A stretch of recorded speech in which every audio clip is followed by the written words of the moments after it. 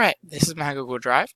I worked on and wrote out this document, and first thing I did was I created it and then moved it through my folders, which I showed you in the other video if you haven't watched that. Alright, as you can see, there's different ways to edit within Google Drive. You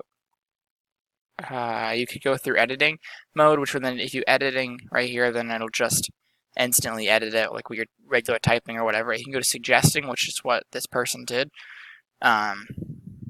They basically went through my document and changed, but then it popped up over here something that I can choose to accept, which will then change it. Like if I didn't use that correctly, then they could hit accept suggestion, and then boom, just like that, it fixes it.